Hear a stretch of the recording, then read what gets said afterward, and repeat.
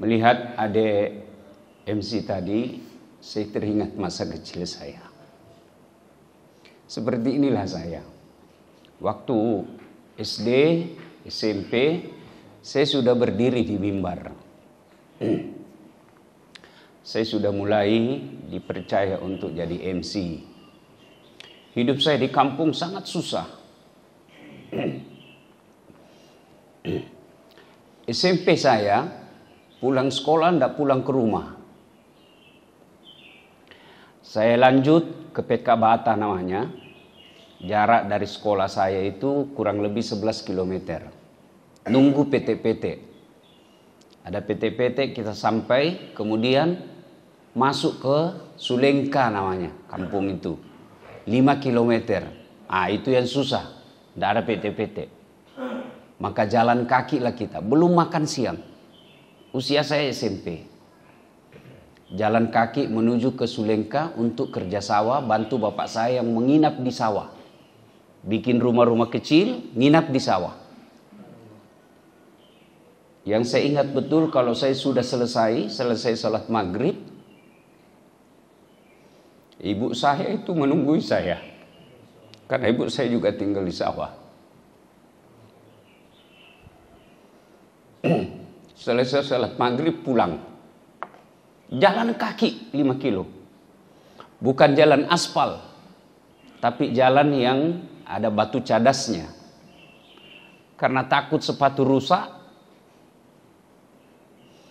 maka saya gantung sepatuku di sini, saya ikat, saya gantung. Pakai sepatu kulit asli, kulit kaki. Jalan 5 kilo ke PK Bata, tunggu mobil untuk balik ke kampung saya Desa Bumi. Kadang-kala sampai di rumah jam 10. Tidak langsung tidur, masih belajar. Saya tidak pernah membayangkan hidup saya bisa seperti ini. Tapi Allah kasih hadiah. Sebab apa? Sholat subuh di masjid. Tidak mungkin Allah sengsarakan hidupmu kalau kau rajin berjamaah.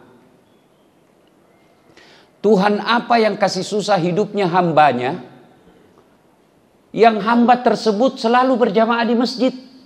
Tidak ganggu orang. Padahal Allah Maha Pengasih, Allah Maha Penyayang, Allah Maha Pemberi. Tuhan apa yang kasih susah hambanya yang kalau dia baik agamanya? Cuma dites kau dulu. Dikasih, diuji kau dulu. Apa betul kualitas imanmu 24 karat? Apa betul imanmu mantap? Maka diuji dulu. Dalam Al-Quran salah satu firmannya, setelah kau beriman kepadaku, kata Allah, apakah kubiarkan kamu? Tidak, kuuji kau dulu. Ujiannya itu, datang kau sholat subuh berjamaah di masjid. Allahu Akbar. Sepanjang jalan saya lihat orang datang ke masjid. Apa yang diharapkan itu Pak? Kecuali imannya yang baik. Saya jauh-jauh, ada lagi lebih jauh, Jalan Bulu Ina. Jam 4 sudah tinggalkan rumah. Bukan mau ketemu artis, bukan mau dapat door prize, bukan mau dapat undian, tapi datang berjamaah di masjid. Apa panggilannya kalau bukan iman? Tidak ada hadiah. Syukur-syukur nanti ada sarapan bersama kalau selesai ini. Iya toh. Apa panggilannya kecuali iman? Kita datang ke masjid jauh-jauh. Itu bukan akal bicara. Tapi apa yang bicara? Iman. Masa sih Allah sengsarakan hidupnya orang yang begini? Masa sih Allah persulit hidupnya orang seperti ini? Maka Allah akan kasih kau hadiah, tapi tidak cash. Allah uji kamu dulu. Benar enggak imannya ini? Jangan sampai 1 kali di 1 minggu. Jangan sampai hanya karena ada Ustadz Dasad. Tapi karena Allah ingin uji imanmu, setelah lulus maqamam mahmuda, wakai derajatmu. Oh bagus Bitawa ini, lulus nih. Coba lihat kalau anak-anak kita mau ujian. Berat kan waktu kita kuliah sekolah. Berat. Ditinggalkan kampung ke Sudan. Sampai di sana makan ala kadarnya. Sampai di sana tidur ala kadarnya. Membaca kitab. lalu dikasih ujian, lulus. Ada tong itu PhD hadiahmu.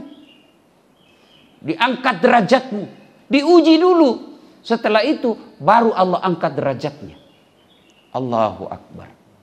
Bapak-bapak bersyukur kalau punya anak seperti MC tadi. Namo matan risikolana anakmu. Makesi ngotona.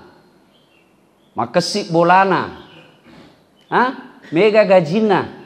Dega ga numuruntu ilomak berejama ko masigi pacce. Tidak ada gunanya. Mobilnya mewah, rumahnya besar, gajinya besar. Tapi tidak pernah kau dapat berjamaah di masjid. Alamat kau akan sial ketika kau dikubur. Siapa doakan Ki Pak kalau mati Ki? Siapa? Teman tak? Lihat di grup WhatsApp. Teman tak meninggal. Menulis doa saja tidak. Nah copy paste ji Al-Fatihah. Itu gambaran nanti kita kalau mati Ki. Begitu mungkin juga kita kalau mati mungkin nanti. Paling hebat mi kalau nak kirimkan Ki bunga duka cita. Lah ya apa jo bunga duka cita? Siapa doakan Ki? Anak. Syukur Ki. Setiap selesai sholat anak tak. Dari lisannya keluar. Allahumma gfirli. Wali walidayya. Warhamhuma. Kama rabbayani saghira. Syukur sekali mak itu. Tapi kapan tidak pernah kita lihat anak tak datang di masjid? Alamat sial mak itu biaya ya anak tak. Dikasih sekolah-sekolah mahal. Kasih ke luar negeri. Dijualkan tanah. Pulangi tidak pernah datang di masjid. Cilaka orang tua yang begitu. Biar mi anak tak tidak gagah.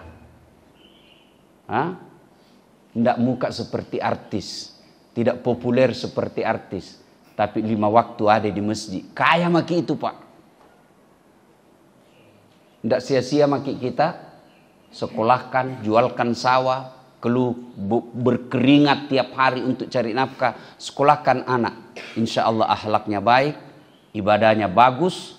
Kaya maki itu. Mana mau tena bupati. Mana mau tena macale. Mau dekat miring caleg lagi nih. Kentara itu caleg. Kalau ada di warung kopi tidak dikenal senyum-senyum juga. Caleg itu ya. Tapi saya pesan Pak. Jangan termakan hasutan yang menyesatkan. Ustadz, ulama, tidak usah berpolitik. Salah itu Pak. Jangan mau urus politik. Urus mi kantormu baik-baik. Jangan mau ke politik coba. Coba itu pentingnya politik Pak. Bapak tidak mau urus politik. Bapak sebagai kebun, pengusaha. Banyak kelapanya. Banyak mangganya. Pokoknya perkebunannya sukses. Bapak bilang tidak usah urus politik. Kerja mau itu kebunmu. Dari jam 7 pergi mi kebun. 4:30 baru pulang. Tiap hari itu. Malam dia baca lagi bagaimana supaya perkebunan sukses. Tiap hari begitu. Tidak mau urus politik. Akhirnya panen. Impor buah. Buah dari luar negeri. Lebih murah. Tidak laku buah tak. Setengah mati diurus. Buah bapak tidak laku. Itu karena apa? Kebijakan politik. Jangan salah. Jangan bilang jangan urus politik. Umat Islam harus tahu politik dan berpolitik. Kenapa? Dengan politik kita punya kekuasaan. Dengan kekuasaan kita bikin kebijakan. Dengan kebijakan kita bisa atur kita punya negara. Bayarkan Pak, kita ini 80% lebih umat Islam di Indonesia. Tapi ketika ada ulama berbicara tegas, langsung dibilang intoleran. Intoleran itu namanya amar ma'ruf nahi mungkar. Tapi kita takut bicara itu Pak. Kenapa? Karena kita tidak kuasai politik. Maka 2024 kesempatan kita memilih orang-orang baik. Dan gara-gara 300.000 ada itu di Parepare kuliah, diusir rumahnya, diangkaki. Kenapa? Belasan tahun di tanahnya orang, tinggal gratis. Tiba-tiba ada orang kasih 300.000, yang kasih 300.000, nah pilih, nah lupa ini tanah gratis kok tempati, diusir kok. Kalau bapak mau berpolitik minimal sampaikan kepada sahabat, sampaikan kepada teman, sampaikan kepada keluarga di kampung. Jangan kau gara-gara uang 300.000 orang jahat kau pilih. Ini saatnya 2024 Pak, kita memilih pemimpin. Bayangkan Pak, akan datang nanti insya Allah mobil itu sudah mobil listrik. Dan Bapak tahu sumber pembuatan mobil listrik ada 4. 3 di Indonesia. 3 di Indonesia Pak, begitu kayanya ini Indonesia. Salah satu di antaranya nikel. Dan semua ada di Indonesia. Saya baru-baru pulang di Taiwan. Adik-adik, kau tahu Ji Taiwan? Kau tahu Ji? Antang belok kiri lagi. Wah, datang ceramah Pak, Masya Allah Ustaz. Di sana putih-putihnya orang semua. Tapi susah cari orang berjenggot. Tidak ada orang kumis laki-laki Pak. Ku bilang sama itu timku, kalau dapat kau laki-laki berkumis ku kasih kau hadiah. Tidak digapo Pak. Masya Allah. Tabligh akbar saya di sana. Saya bilang, andai saja negara kita diurus dengan baik, tidak ada bangsa Indonesia pergi cari nafkah sampai ke Taiwan. Tidak ada perempuan-perempuan muslimah Indonesia yang pergi cari nafkah dan jadi pembantu, menjadi penjaga anak di sana. Kalau negara kita diurus dengan baik. Maka saatnya 2024, pilih pemimpin yang baik. Jangan hanya karena dia tetangga. Jangan hanya karena dia teman. Jangan hanya karena dia satu partai dengan kita. Jangan karena kita tim sukses. Pilih. Jangan. Pilihlah yang betul-betul baik. Kesempatan untuk memperbaiki. Alhamdulillah. Kita harus cinta kepada negara ini. Ya. Saya juga bilang sama Pak Jokowi waktu saya diundang ceramah. Saya ini kira-kira Ustaz paling sering ceramah depannya Pak Presiden. 9 kali Mak Ustaz. Depannya Jokowi 9 kali Mak. Selfie.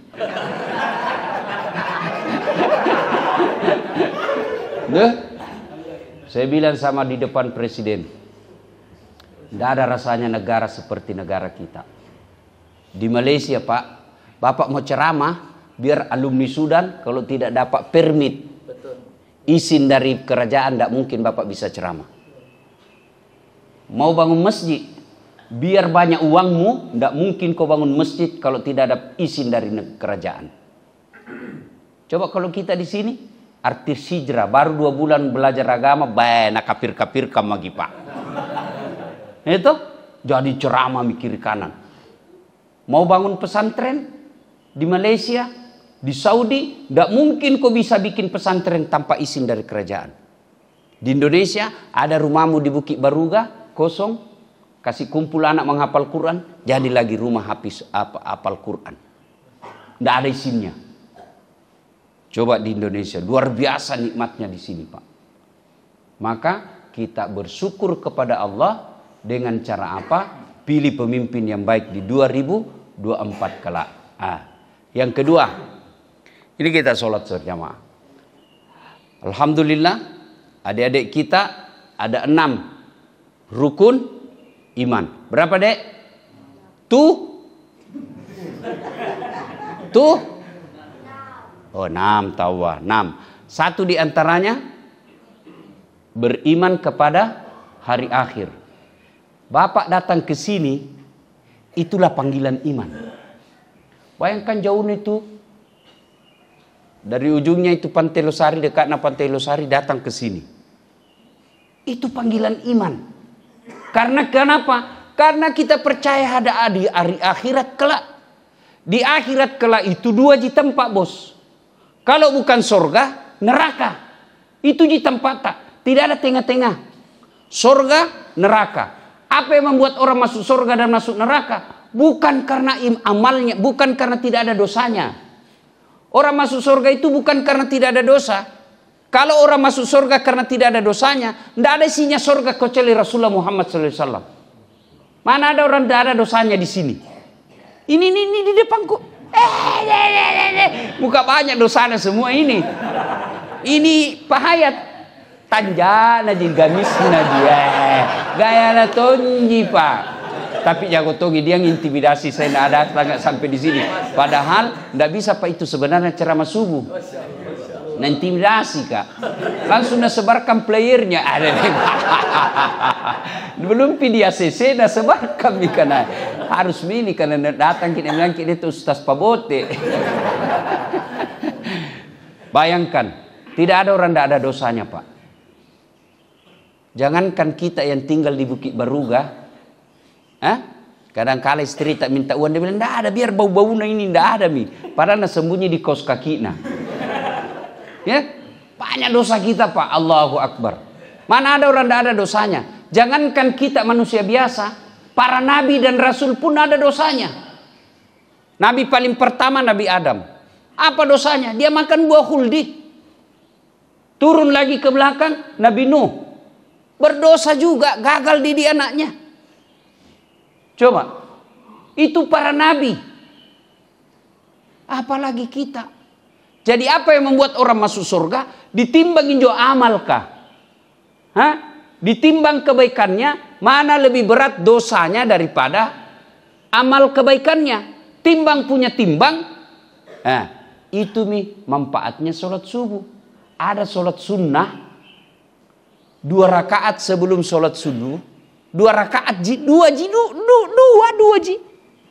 Tarawih kan 8 sampai 20. Dapat tomaki 20 rakaat, imamnya panjang tompa. Dan bilang, coba mau pergi sana, enggak mau pergi tarawih lagi. Dan bilang, ini 20 rakaat baru panjang nah. Al-Baqarah baca sampai habis rakaat pertama. Ini tidak Pak. 2 rakaat saja sebelum subuh, apa ganjarannya Allah kasih ki? Lebih berat dunia dan isinya. Bayangkan, ada punya tanah di sini. Kira-kira ada di sini Ustaz Fahru Rosi, ada di dalam kompleks ini punya tanah 50 hektar. Pengusaha dari Papua. Ada kira-kira tanah 50 hektar di kompleks ini. Tidak ada Pak. Tidak ada toh. Tapi dengan sholat sunnah 2 rakaat sebelum masuk waktu subuh, Allah kasih kau dunia lebih besar daripada dunia dan isinya. Allahu Akbar. Makanya itu, kalau mau kipi sholat subuh, nagoda itu setan. Sebentar pi, dekat je lagi rumahmu. 4 kali aku melangkah sampai mako. Sebentar pi. Supaya apa? Supaya bapak tidak sholat subuh itu. Sunnah sebelum subuh. Allahu Akbar. Maka, ketika ditimbang pahala itu, itulah yang kasih berat. Yang berikutnya, yang memperberat amal kita di akhirat kelak, salawat. Mas salawat kalau Nabi tak.